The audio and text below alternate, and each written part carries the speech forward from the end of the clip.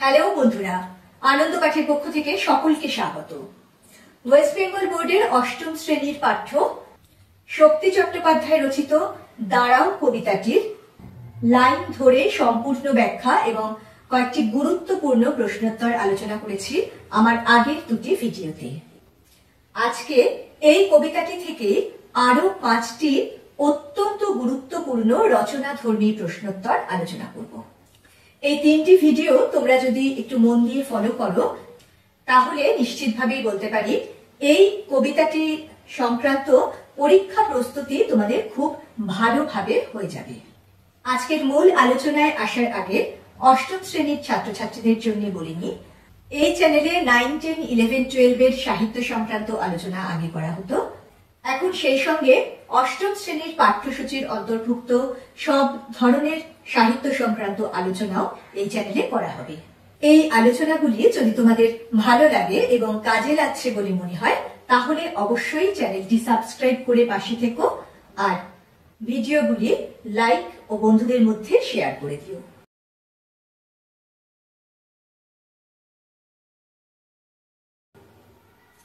চলে আসছি আজকের মূল আলোচনায়। প্রথম প্রশ্ন, মতো শব্দ ব্যবহার করা হয় কখন? কবি পাখির মতো পাশে দাঁড়াতে বলেছেন কেন? দুটি বিষয় বা বস্তুর মধ্যে তুলনা করতে অথবা সাদৃশ্য বোঝাতে মতো শব্দটি ব্যবহার করা হয়।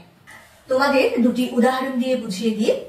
আমাদের প্রত্যেক দিনের যে কথাবার্তা তার মধ্যে থেকে যদি উদাহরণ দিতে হয় তাহলে বলা যায় আশীর্বাদ স্বরূপ গুরুজনেরা যখন বলে মানুষের মতো মানুষ হও। আবার সাহিত্য থেকে যদি উদাহরণ দিতে হয় তাহলে কবি জীবনানন্দ দাশের বনলতা সেন কবিতার একটি লাইন বলা যায়, পাখির নীড়ের মতো চোখ। এবারে আসি কবি পাখির মতো পাশে দাঁড়াতে কেন বলেছেন তার উত্তরে। দাঁড়াও কবিতায় কবি শক্তি চট্টোপাধ্যায় জীবন যন্ত্রণায় ক্ষতবিক্ষত অসহায় মানুষের পাশে এসে দাঁড়াতে বলেছেন শুভ বুদ্ধি সম্পন্ন সকল মানুষকে। আর পাখি হলো মুক্তির প্রতীক, তার আছে গতি, তার আছে স্বাধীনতা। বাধা বন্ধহীন পক্ষী সমাজের মধ্যে নেই কোনো সামাজিক জটিলতা। তাই এমনই বাধা বন্ধহীন ভাবে সব রকম জটিলতা, লোভ, স্বার্থপরতার বেড়াজাল কেটে কবি পাখির মতো মুক্ত মন নিয়ে শুভবুদ্ধি সম্পন্ন মানুষকে এইসব অসহায় মানুষের পাশে এসে দাঁড়াতে বলেছেন, যাতে এই নিদারুণ পরিস্থিতি থেকে মানুষগুলি মুক্তির আশ্বাস পেতে পারে। দ্বিতীয় প্রশ্ন, মানুষই ফাঁদ পাতছে, অন্তর্নিহিত অর্থ ব্যাখ্যা করো। আর এই পংক্তিতে মানুষ কথাটির শেষে ই ধ্বনিটি যোগ করা হয়েছে কেন? মানুষ হিসেবে আমাদের প্রথম এবং প্রধান বৈশিষ্ট্য আমাদের মনুষ্যত্ববোধ। কিন্তু এক শ্রেণীর মানুষ এই মনুষ্যত্ববোধ বা মানবিকতা বোধ সম্পূর্ণ হারিয়ে ফেলে হয়ে ওঠে লোভী, স্বার্থপর এবং বর্বর। ক্ষুদ্র স্বার্থ সিদ্ধির জন্য তারা অন্য মানুষকে ফাঁদ পেতে বিপদে ফেলতে চায়। অন্য কোনো প্রাণী নয়, একজন মানুষই আরেকজন মানুষকে বিপদে ফেলে তার উপর অত্যাচার করে তাকে ধ্বংসের মুখে ঠেলে দেয়। এই পংক্তিটির মধ্যে দিয়ে কবি সে কথাই বোঝাতে চেয়েছেন। আর এই পংক্তিতে মানুষ কথাটির শেষে ই ধ্বনিটি যোগ করার কারণ হলো আলোচ্য অংশে মানুষ হয়ে অপর একজন মানুষেরই প্রতি অত্যাচার ও বর্বরতার কথা জোর দিয়ে বোঝানোর জন্য ই ধ্বনিটি ব্যবহৃত হয়েছে। এর মধ্যে দিয়ে যেন কবি সেই সব লোভী, ধূর্ত ও স্বার্থপর মানুষদের বিশেষভাবে চিহ্নিত করতে চেয়েছেন।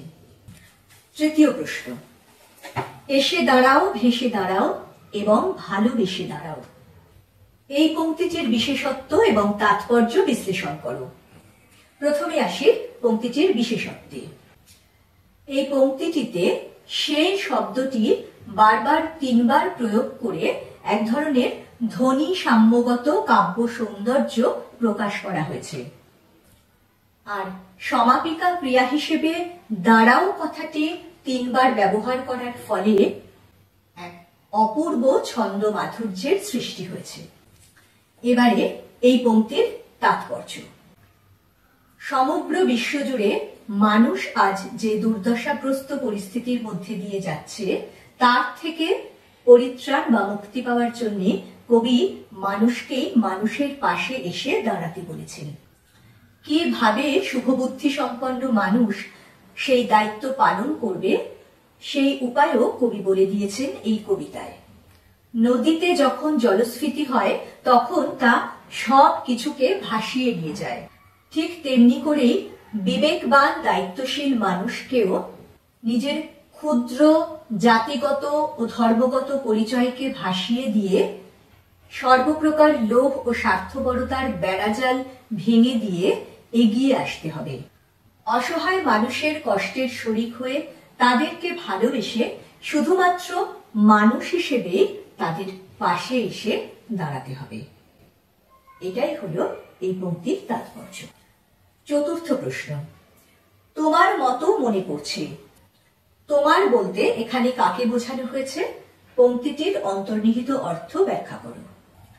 এখানে তোমার বলতে কোনো নির্দিষ্ট ব্যক্তিকে কবি বোঝাননি।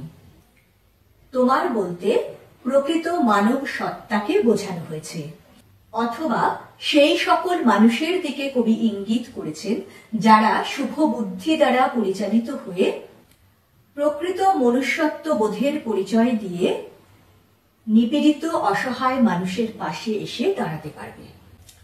পংক্তিটির অন্তর্নিহিত অর্থ, সেই আদি যুগ থেকে অজস্র বিপদসংকুল পরিবেশের মধ্যে দিয়ে এগিয়ে মানুষ আজ বর্তমান উন্নত সভ্যতা গড়ে তুলেছে। কিন্তু দুর্ভাগ্যজনকভাবে উন্নতির এই চরম শিখরে পৌঁছেও মানব সমাজে কিন্তু আজও শান্তি ও সাম্য প্রতিষ্ঠিত হয়নি।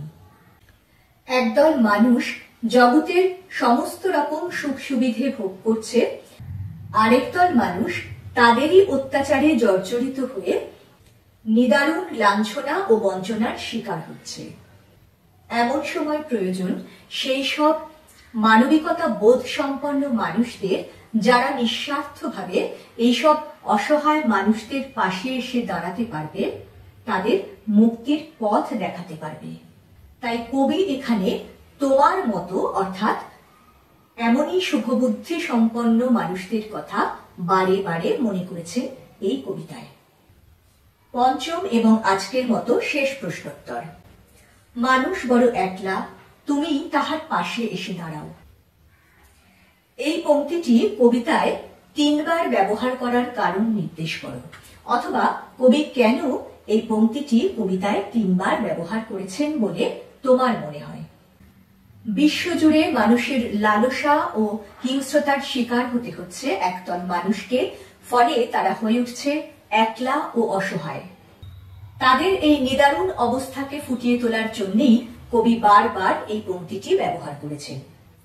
আবার আধুনিক যুগে মানুষে মানুষে বিভেদ বিচ্ছিন্নতা বেড়ে উঠছে ক্রমাগত, ফলে মানুষের নিঃসঙ্গতা ও অসহায়তাও দিন দিন বেড়ে চলেছে, যার ফলে তারা হয়ে উঠছে নিরাপত্তাহীনতা ও হতাশার শিকার।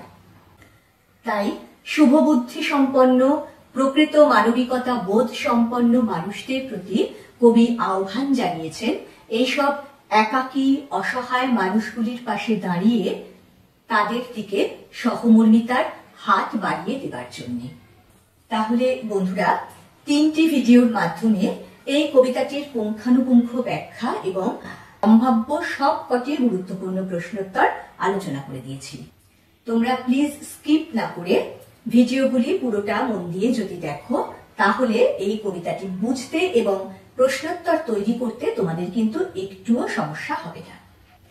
খুব তাড়াতাড়ি আরেকটি নতুন ভিডিও নিয়ে ফিরে আসবো। সঙ্গে সঙ্গে নোটিফিকেশন পেতে চাইলে সাবস্ক্রাইব করে বেল বাটনটি অন করতে ভুলো না। আজকের মতো টাটা, সবাই খুব ভালো থেকো।